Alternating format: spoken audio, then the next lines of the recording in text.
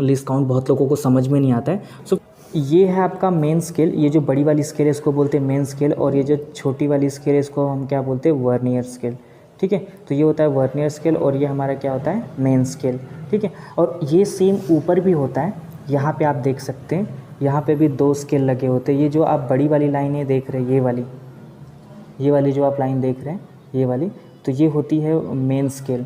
और ये जो यहाँ पे जो छोटी वाली है ये स्केल देख रहे होंगे आप, इसको बोलते हैं वर्नियर स्केल। ये मेन स्केल हो गया आपका और ये क्या हो गया आपका, वर्नियर स्केल। तो उसमें 2 स्केल क्या होते हैं, प्रेजेंट होते हैं। एक ऊपर के साइड प्रेजेंट होता है। ठीक है, अब आप मेन स्केल देखेंगे यहाँ पे कि मेन स्केल में क्या दिख रहा है, 1 सेंटीमीटर के लिए यहाँ पे कितने डिवीज़न है। बेसिकली यहाँ पे ना स्मॉलेस्ट काउंट, मतलब इसमें देखेंगे बीच बीच में ना एक छोटे छोटे डिवीज़न, पहले एक बड़ा बड़ा डिवीज़न और उसके साइड में एक छोटा छोटा डिवीज़न भी है। तो 1 सेंटीमीटर में ना इसमें 20 डिवीज़न होते हैं। कितने डिवीज़न होते हैं, 20। ठीक है, ये जो छोटा वाला होता है, देख रहे हैं, ये 0 है, 0 के बाजू में एक छोटा वाला, फिर उसके बाजू में एक बड़ा वाला। तो मैंने आपको कितना बताया, 0 से लेके 1 सेंटीमीटर के अंदर कितने डिवीज़न छोटे छोटे लाइन में दिए हुए, 20। तो एक का कितना होगा, तो अभी मैं कैलकुलेशन करके दिखाऊंगा कि इसमें जो छोटी सी एक लाइन होती है उसका स्केल कितना होता है। ठीक है, सो ये होता है बेसिकली। और यहाँ पे ना 2 स्क्रू रहते हैं। आप ये पहला वाला स्क्रू देख रहे हैं, ये वाला, इस स्क्रू को हम क्या कर सकते हैं, थोड़ा सा ढीला करेंगे ना। अगर आप इस स्क्रू को थोड़ा सा ढीला करोगे तो क्या, इससे क्या होगा, ये भी मूव कर सकते हैं। देख रहे हैं आप, यहाँ वहाँ इसको क्या कर सकते हैं, मूव कर सकते हैं। लेकिन आप अगर इसी को अगर हल्का सा टाइट कर दोगे ना ये स्क्रू, तो फिर क्या हो जाएगा, ये यहीं पे जैम हो जाएगा। ठीक है, अभी मैं इसको टाइट कर दे रहा हूँ, देखिए ये अभी क्या हो गया, जैम हो गया। सेम ऐसे ही पीछे भी इसके एक स्क्रू होता है। तो यहाँ पे भी क्या होता है, एक स्क्रू होता है। तो आप इस स्क्रू को भी अगर हल्का करेंगे ना, लूज, तो आप इसको भी क्या कर सकते हैं, देख रहे हैं, इसको भी आप ऊपर नीचे कर सकते हैं। ठीक है, तो ये हो गया दूसरा स्क्रू। ठीक है, ठीक है, अब यहाँ पे क्या होता है, एक और स्क्रू लगा होता है, ये वाला, ये टाइट। तो अगर आप इसको हल्का सा लूज़ करेंगे ना, तो आप इससे इस जो माइक्रोस्कोप है, ठीक है, इसको आप ऊपर नीचे क्या कर सकते हैं, घुमा सकते हैं। ठीक है, ये इसके 2 पार्ट होते हैं। एक बेसिकली देखो, इसमें 2 लेंसेस लगे होते हैं। एक लेंस यहाँ पे लगा हुआ है और एक लेंस पीछे लगा हुआ है। तो इसको बोलते हैं ऑब्जेक्ट लेंस, इसको, और इसको क्या बोलते हैं, आई पीस लेंस। ठीक है, हम यहाँ से देखते हैं और ये होता है हमारा ऑब्जेक्ट लेंस। हम किसी भी ऑब्जेक्ट के ऊपर क्या करते हैं, फोकस करते हैं। ये नॉब है, इस नॉब से हम इसको लूज़ करके किसी भी डायरेक्शन में क्या कर सकते हैं, घुमा सकते हैं। अब फ्रेंड्स आते हैं इसके बारे में, ये क्या होता है, ये फाइन एडजस्टमेंट स्क्रू होता है। ठीक है, ये 3 तरीके के स्क्रू लगे थे, एक ऊपर भी लगा रहता है, हम इससे फाइन एडजस्टमेंट कर सकते हैं। और एक यहाँ पे आप देखेंगे, एक बाजू, एक यहाँ पे लगा होता है, एक यहाँ पे लगा होता है, यहाँ पे ये भी क्या होता है, नीचे के, मतलब नीचे को सरफेस को हिलाने के लिए क्या है, ये फाइन एडजस्टमेंट स्क्रू है। तो बेसिकली यहाँ पे 3 फाइन एडजस्टमेंट स्क्रू क्या होते हैं, लगे होते हैं। ठीक है, तो ये पूरा हमारा हो गया वर्नियर स्केल। सो चलो मैं आपको दिखा देता हूँ कि मैंने लीस्ट काउंट कैसे निकाला था। मैं आपको लीस्ट काउंट वहाँ पे दिखाया था कि लीस्ट काउंट आप कैसे कैलकुलेट करेंगे, तो मैं आपको बता देता हूँ। देखो, लीस्ट काउंट का जो फॉर्मूला होता है ना, वो क्या होता है पता है, स्मॉलेस्ट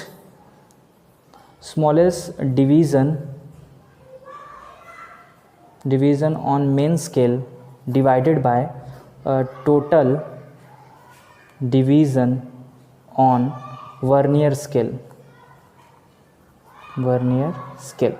सो मेन स्केल पे जो भी रीडिंग रहती है हम उसको क्या करते हैं, वर्नियर स्केल से डिवाइड करते हैं। तो आपको अभी मैं दिखा देता हूँ। जो ऊपर वाला होता है वो हमारा क्या होता है, वर्नियर स्केल, और जो लंबी सी लाइन गई रहती है वो हमारे क्या होती है, मेन स्केल, जिसमें आप देखे थे 20 डिवीज़न था, 1 से लेकर कितना था, 20। और मेन स्केल में क्या होता है पता है, 1 होता है, 2 होता है, 3 होता है, 4 होता है, 5 तक। तो वो 1 को ना हम 10 मानते हैं। सो 10, 20, 30, 40, 50। तो उसमें एक लाइन में कितने डिवीजन्स होते हैं, 50 डिवीजन। जो मेन स्केल होता है वहाँ पे क्या होता है, मेन स्केल में बेसिकली क्या होता है कि 1 सेंटीमीटर मतलब 0 से लेकर 1 तक में ना छोटे छोटे 20 डिवीजन होते हैं। तो हमें इसको फाइंड आउट कैसे करना पड़ता है। आपने मेन स्केल में देखा कितने डिवीजन होते हैं, 20 डिवीजन। कितने डिवीज़न होते हैं, 20।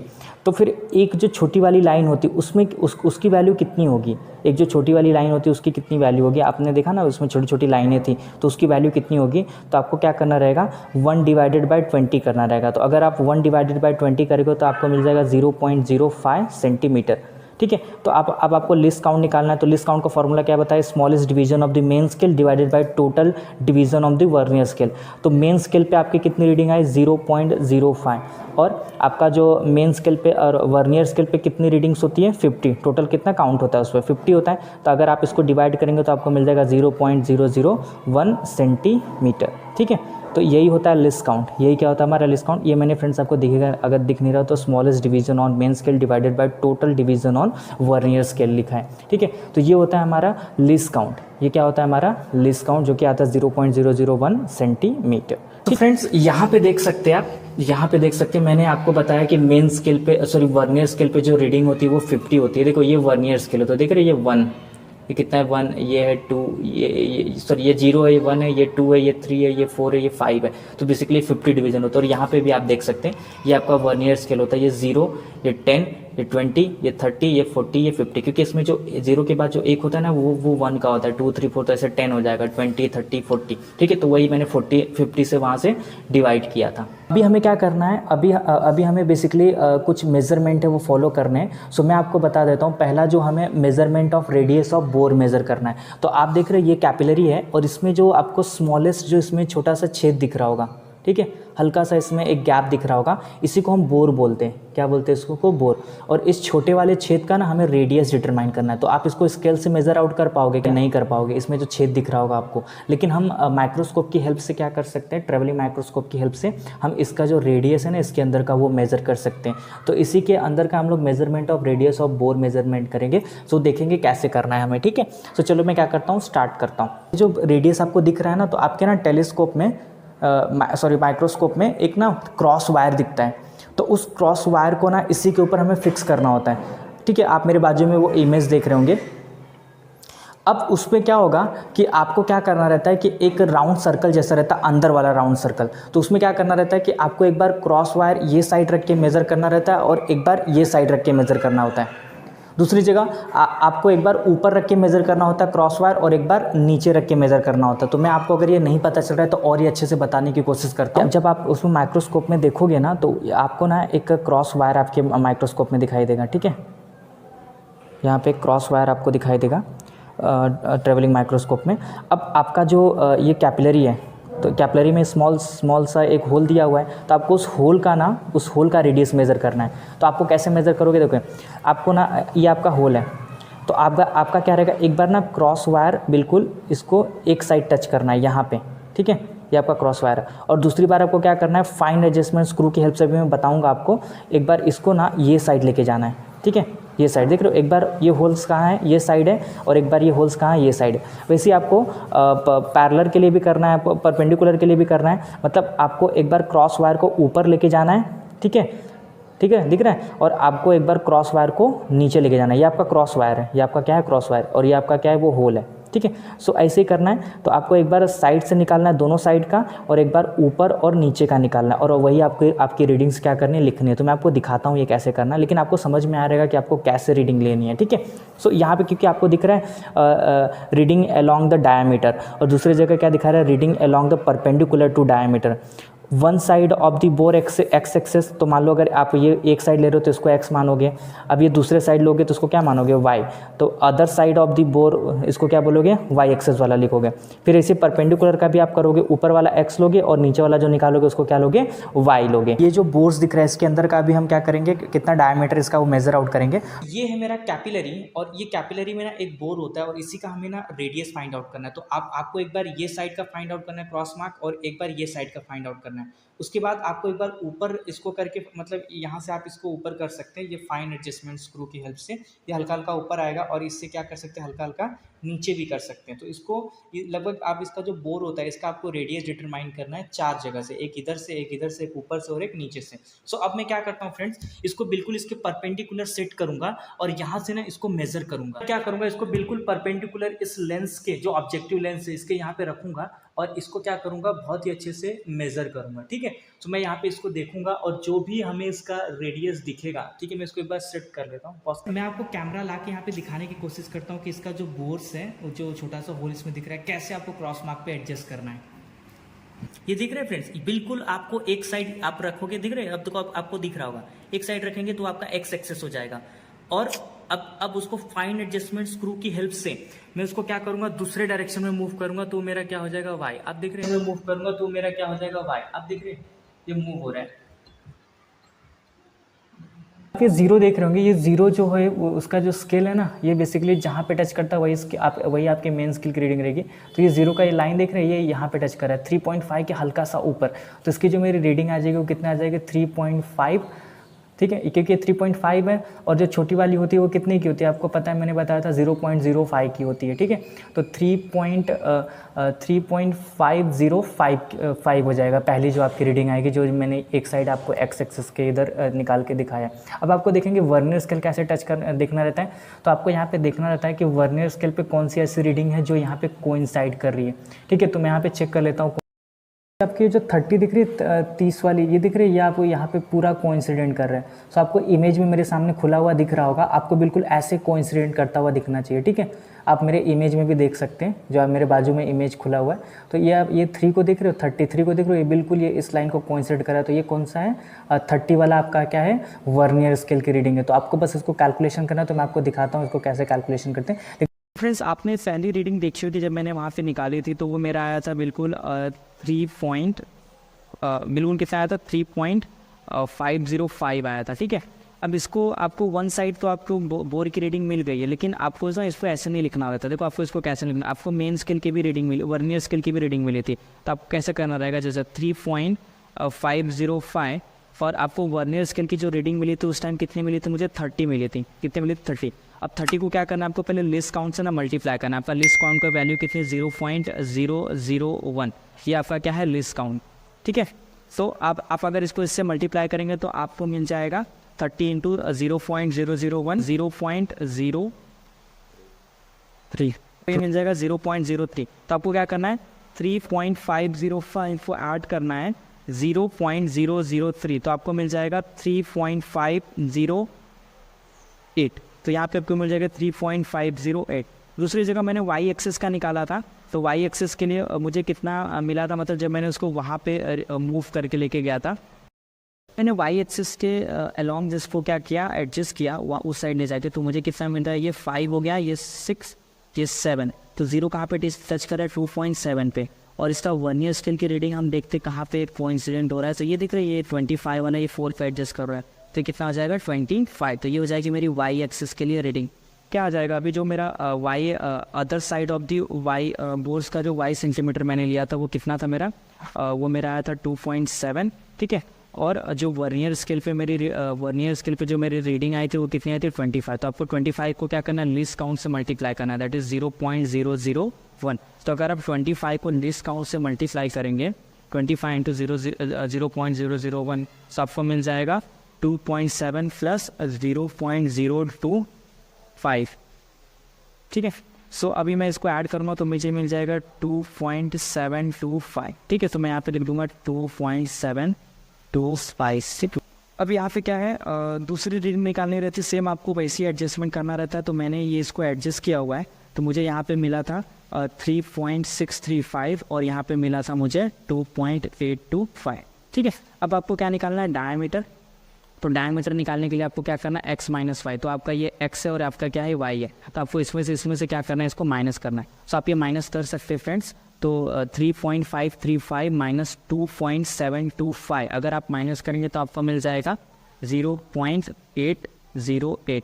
सेम आपको नीचे वाले को भी ऐसे माइनस करना है, ठीक है। तो 3.635 माइनस 2.825 आपको मिल जाएगा 0.81। अब आपको क्या निकालना है, मीन मतलब इसको क्या करना है, 2 से डिवाइड करना है, ठीक है। तो 0.808 को अगर आप 2 से डिवाइड करेंगे तो आपको मिल जाएगा 2.404।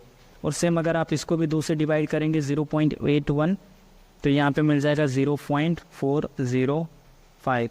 अब अगला है वाई एक्सिस के जो रीडिंग आपने निकाली होगी, मतलब अब आपको ऊपर सरफेस वाला निकाला था आपने रीडिंग। तो friends reading along the perpendicular to the diameter मैंने आपको बताया कि ऊपर वाला और नीचे वाले दोनों एक्सिस का निकालना पड़ता है।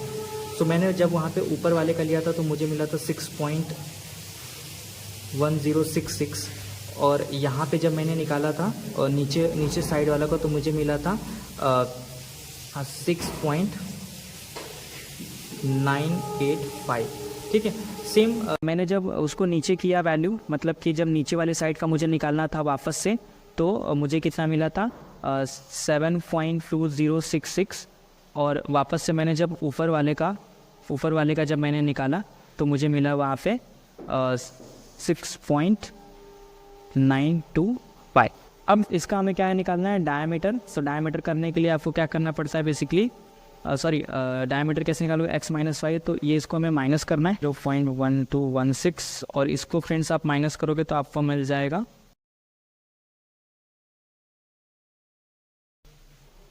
ठीक। अब आपको डायमीटर निकालना है तो मीन कैसे निकालोगे, इसको 2 से डिवाइड करोगे तो 0.1216 को 2 से डिवाइड करोगे तो आपको मिल जाएगा 0.0608 और इसको अब 0.281 को अगर 2 से डिवाइड करेंगे तो आपको मिल जाएगा 0.1405 इसको, ठीक है। अब आपको मीन निकालना है तो मीन में आपको क्या करना रहता है, चारों को ऐड करके 2 से डिवाइड करना रहेगा। तो आपको ये चारों को यहाँ पे क्या करना है, ऐड करना है, ठीक है। तो अब जब आप सबको जो ऐड करके अगर 4 से डिवाइड करेंगे तो आपको मिल जाएगा 0, यहाँ पे क्या आ जाएगी, वैल्यू आ जाएगी।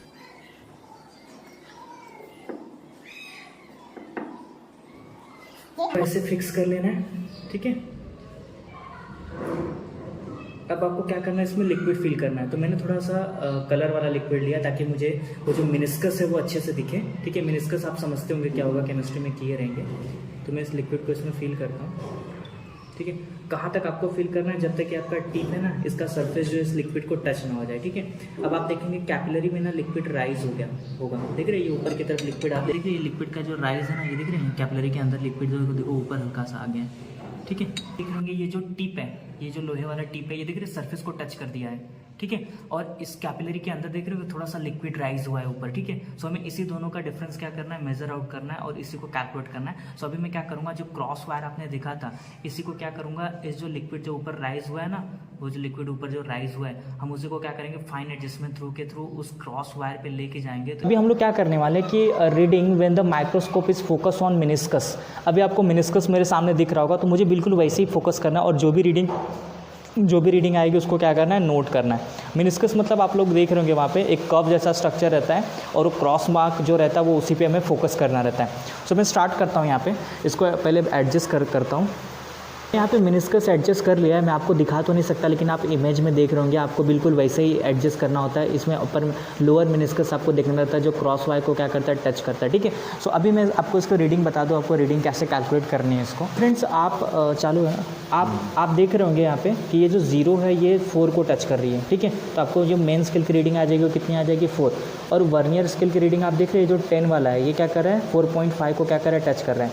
तो ये कोई भी हो सकता है इसमें से जो इस मेन स्केल की रीडिंग को कहीं भी ना टच करेगा। तो मेरा फिलहाल ये जो 1 मतलब जो 10 वाला पार्ट है, ये क्या कर रहा है, वर्नियर स्केल मेन स्केल को यहाँ पे देख रहे हो 4.5 पे बिल्कुल कोइंसिडेंट कर रहा है। क्या कर रहा है, बिल्कुल कोइंसिडेंट कर रहा है। तो कितना आ जाएगा, ये 10।